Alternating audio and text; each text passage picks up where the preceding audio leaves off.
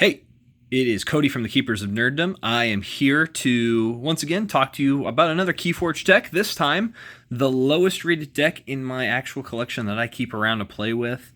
Real quick though, before I show off the deck itself, here is the game mat that I like to play on. It's Sanctum themed. Funny story about this: we were on vacation and asked the lady behind the counter if they had any Keyforge play mats, and the lady actually gave this one to me because, post-pandemic, just wasn't a lot of action in the store for a lot of things, and she was just happy to have someone want to play it, and I was so excited because this was literally the playmat that I was looking for, and she just happened to have this one. One funny note though, in the corner it's the shield and like the sword that the character wields, but in a little bit of a different format and drawing style. But it's definitely like more cartoonish rather than this epic awesomeness. It's just kind of interesting to note. I wish they had drawn that same shield again the same way. But anyway, amazing game mat. It's fantastic overall and just beautiful. Just beautiful. That's like, if there's anything you could say that's a little is that weirdness of the shield down in the corner, but it still looks good. It's just different from the drawing style. So kind of a neat note. But anyway, so this is my lowest rated deck. It is Radia Z Exoclass the 5th.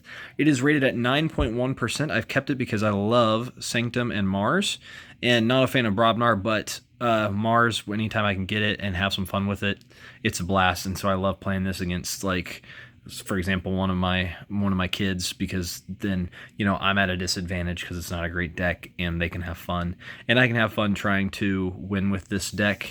It is quite the theme. You can look at this, so if you want to, you could totally pause the video and look through this. This is a Gen 1 deck with one of the reasons I kept this was because of that little icon right there. It is a Maverick card, a card that's in the wrong house. And so they started doing that at the very beginning even. And so it's just an amazing thing. So we'll work through how this deck works, quote unquote, which really what it does is fails because it's rated very low. It just doesn't generate amber if memory serves. It's not a great deck for that, but it's a ton of fun to play. And so we'll go through it. And yeah, Sanctum is the first. And what we have is Champion Anaphiel. He has Taunt. He's a big 6-power minion with 1 armor, so he protects his neighbors. We have 2 Champion Anaphiels, so he's just a protection character, not a generator of amber directly, but he will get some if he can stay alive. So for the remainder of the turn, each time a friendly creature fights, it captures 1. That requires them to be able to fight, but always keep in mind in Keyforge, when you first play a card, unless it says otherwise, it comes in exhausted, so it cannot be used until the next turn. Radiant Truth, stun each enemy creature not on a flank. So this allows you to slow them down, but if they have very few creatures out, it's a very useless card. Return an artifact to its owner's hand. This is an artifact as well. This is actually really handy because it slows them down in their plays. Lady Maxina, love this card. Plays when you play her, stun a creature, and then her action is return her to your hand. Why would you do that? So you can play her again to stun creatures. The only problem with that is she's not generating amber. So she's controlling stuff on the battle line, but she's not ever generating amber, which makes her not a great card sometimes. Raiding Knight, when you play immediately, capture 1. These are great cards because anytime you can get some stealing immediately or capture immediately, you can control the game a little bit more. Bulwark, each of Bulwark's neighbors gets +2 armor. Fantastic card. Again, though, it's a defensive thing that doesn't necessarily generate amber. Inspiration, ready and use a friendly creature. This is good because then you could do things like with Lady Maxina, play, stun a creature, action her, return your to hand, and play again to stun at the same turn twice. This creature gets +1 armor and gains taunt. It's an upgrade that goes on them. So you could make a Champion Anaphiel even stronger, or, give something else that's outside of the house a buff. So Blinding Light, choose a house, stun each creature of that house. So you choose one of the factions in the game. Initially we had, what was it, 6? Was it 6? Oh my goodness, I can't remember. Shadows, Dis. What would have been the 6th? Oh my goodness, Logos. Yeah, just 6. Crazy. We've had so many more than that for so long. We've always had like 7 now in each set that they rotate out different things. So Shoulder armor upgrade. While this creature's on a flank, it gets +2 armor and +2 power. One note of this that's a little bit challenging, not a terrible thing, but you have to be on the flank to get these bonuses. Otherwise, then this card just becomes useless. So you have to be aware of where you play your cards. So just keep that in mind. The problem with the Sanctum stuff, as you saw, is it has some capture, but doesn't have a lot, so it can't control decks. It's not very fast, but it does mess with your opponent as far as what they can do. The War Chest artifact, gain 1 amber for each enemy creature that was destroyed in a fight this turn. That's fights only, though, so just keep that in mind. Plus, you can't activate it on the turn you play it. You have to wait a turn. Bumpsy, your opponent loses 1 amber. These are great cards because it's an immediate effect that makes them lose 1. It's not a steal, it's not a capture, they're just gone. So stealing is definitely better than this, but this I would say is better than a capture. So until you get into some of the Saurian stuff and shenanigans where you can use their amber from the capture. So Troll, reap to heal 3 damage and heal him himself. It's a card. It's a strong card. It's cool that he can heal himself, so he gets an extra bonus for going to the mines to like recuperate. Fire Spitter, before fight, deal 1 damage to each enemy creature. So fun side note with this, before the fight means you can say, I'm going to fight this 1 power minion if there's something out there. And so before the fight even happens, he can deal 1 to each enemy creature, killing everything before he actually ever even gets to the fight. Or like even killing the thing he was going to fight. But what's funny is that doesn't actually proc the War Chest because it's a damage before a fight. So he himself killing something would proc it. But if something is killed by his fire spitting, then doesn't really do anything. Gauntlet of Command. These things are amazing. Action, ready and fight with a friendly creature. This is an artifact. These are insane because they work on anything. So just keep that in mind. There's 2 of them in this deck. If you can get them down and set up, then what's crazy is you can use these on the Mars. You can use these on the Sanctum. You can use them on the Brobnar too. And so they allow you to fight. But the only thing is they only allow you to fight. So you have to be aware of that. Now, the one exception to that is it readies a creature up. And then if they're outside of the house, they must fight. Same with Brobnar, except if there's nothing to fight, then Brobnar goes, okay, we've been readied up. There's nothing to fight, we can now act. Whereas other houses go, we are readied up, we must fight, there's nothing to fight. So then the end of this card takes effect, it's over, and so we don't get to do anything else.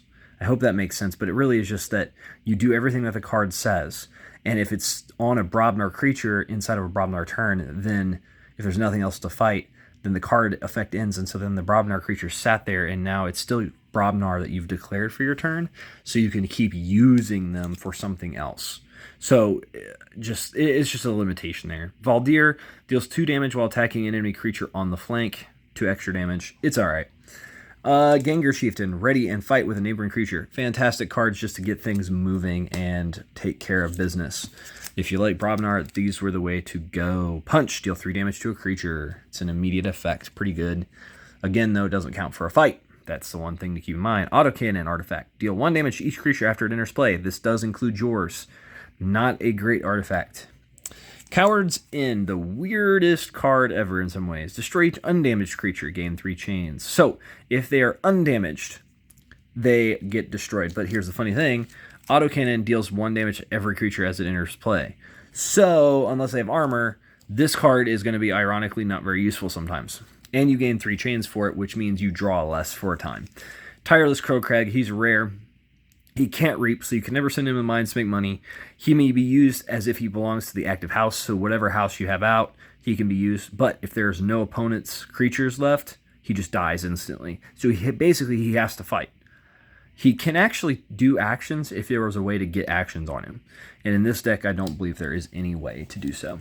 So overall, the Brobnar, they really like to focus on the fighting, and this deck doesn't really gain a lot of amber from the fighting either.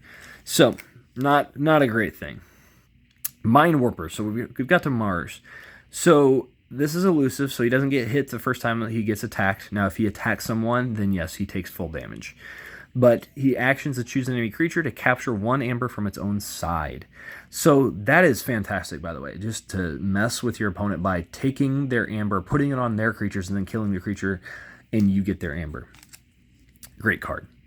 Zorg, he enters play sudden, meaning For the next turn that you go to use him, you have to just remove the stun. Before fight stun the creature, he fights and each of that creature's neighbors.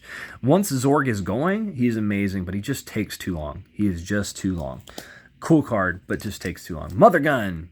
I love these things. Reveal any number of Mars cards from your hand. Deal damage to a creature equal to the number of Mars cards revealed this way. So, you have Mars for your hand, and you've already played down a Mars Mother Gun. You show your cards, and you deal that much damage to a singular creature, okay? So if you have 4 Mars cards in your hand, that's 4 damage only to one creature. You can't split it up. You have to keep that in mind. It is really cool. This deck does have 2 of those, and so there's potential. Like, say you did have 4 cards in your hand of Mars, and you had both these already down, that's 8 damage that you could spread 4 and 4 to 2 different creatures. Really, really cool. Tons of fun. Yixolix Dominator. This is a taunt creature that enters play stunned. Now, the funny thing is, taunt still works even though you're stunned. So, this creature is actually better than Zorg because it's super, super big, and they have to fight it if they want to get to the neighbors. And even though it's stunned, it still is doing something because it has to be fought. Or they just have to kill it straight out with a card, that just insta-kills it or does damage to it. So, overall, great card. Yeah. Here is a rare card, Total Recall. For each friendly ready creature, gain 1 amber. Return each friendly creature to your hand. So they have to already be ready, so that means you can't use them that turn, and then return each of them to your hand. Keep this in mind. In a deck with potentially the most perfect crazy sauce stuff, this might be a good card, but typically this is one of the worst cards ever. It's just bad. It's just so bad because you're essentially giving a free turn to your opponent, where, granted, if they can't stop you from forging a key because of this, then cool, you did it. And I've only done it like once or twice where it actually worked, and I think it's only once. But it just gives your opponent so much leverage because then, granted, you could play back down your Mars stuff, but you didn't get to use them that turn. So whatever they had out and were doing stuff with, you didn't stop them with your Mars stuff, at least, unless you had other Mars cards. Now, this is one of my favorites, and honestly, he looks really good as a Mars creature.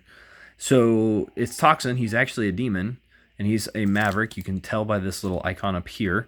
So that little icon tells us that he's actually supposed to be in the Dis. He's part of the essentially like their not demon faction. And yeah, so he's in Mars, and when you reap, your opponent discards a random card from their hand. This is just a lot of fun because that's what they all do. They're all about messing with your opponent's state of game, which is really cool. Yixoli Marauder, he gets +1 power for each amber on him. Play, capture 1 amber for each friendly ready Mars creature. Now, this is interesting because it requires other already ready Mars creatures. If they're stunned but they're ready, then he can capture. That's cool. But again, every creature comes in exhausted initially, and Mars is very heavy on that, where not only do they come in exhausted, but they usually come in also stunned if they're a bigger creature. That was one of the things at the beginning of the game, that if you were above, I think, 6 power, so you hit the 7 power or so, there was usually some sort of weird weakness to you. Like you had some weird game mechanic to overcome the fact that you are massively big compared to other things. So if you can get this thing to proc and capture a bunch of amber, it's really cool because then he gets stronger and he's harder to kill. Orbital Bombardment. Alright, reveal any number of Mars cards from your hand. For each card revealed this way, deal 2 damage to a creature. You may choose a different creature each time. So think about this as Mother Gun, but it's only a 1-turn use, and it's double the damage. And it's pretty cool. It's really cool. So the only problem is, though, this would be, you'd play this, and so this wouldn't be one of those cards. So just keep that in mind. But it is neat. It's a lot of extra damage to mess around with. I love this card right here. Xlix the Mini. When you fight a reap with him, you may reveal a creature from your hand. If you do, archive it, and Xlix the Mini gets 3 +1 power counters. So he gets stronger, like he's cloning himself, which is just ridiculous. But what's interesting is this is a way for you to archive outside of your house. And so he can go, hey, I'm just going to reveal this Brobnar creature and put it in my archive. So then I make more room in my hand, or even a Sanctum. And so it just frees up space. Really, really cool. And he gets stronger for doing it. So, again, another one of my favorite Mars cards. It's so funny because I kept this deck just because it's a funny little deck, but it's so terrible. And the reason it's really terrible is because, if you haven't noticed, it has amber on some of the cards, but its ability to generate amber is not good. Its ability to control its opponent's amber is not good. It does a lot of fighting, which just doesn't get the job done when there's so many kill cards in the game, and this is lacking all of those, save for the probably one of the not as great kill cards in Brobnar with the destroy each undamaged creature, especially with the chains it gives. So, Xlix the Zookeeper. It's elusive, which is good, because once you reap with this thing, you put an enemy creature into your archive, so you actually capture them. Think of them as alien abduction. If that creature leaves your archives, it is put into its owner's hand instead. And so if you ever do take your archives, they get it back, but you can keep that indefinitely, potentially, which is just really, really fun. So if you get a good deck with him in it and make him survive a few turns, the amount of shenanigans you can pull are fantastic, because you can actually cripple them by, they have this crazy card, a Time Traveler, or Guardian Demon from the first set, that could heal things and deal damage to things. You could abduct those, and they would never see them again. So that way you could just keep them off of their good cards from ever cycling back through. And last but not least is Tunk. After you play another Mars creature, fully healed Tunk. Not a bad card, not a great card. It's just really cool to fight with him and then fully heal him by just playing down another Mars character, another Mars creature. So great and simple, and he hits pretty hard for a 6/1 power. So yeah, that's this deck. It really is just it's a focus on a beat stick deck, but it doesn't have the speed to make it happen, because Mars was notoriously pretty slow in the first early generations. I've actually seen a deck that got higher percentage with Mars in it, and looking through, I was like, this is actually shocking because it's good. And it was awesome, and I tried to buy it off the person because I would love to see a Mars deck that was actually really pretty good, because I think the highest I have is like 69% or so, or 68, and just not quite on the top tier levels, but it's at least playable, So yeah, again, it's a beat stick deck, but it has certain cards that they anti-synergize with other things. They don't actually work together with other stuff.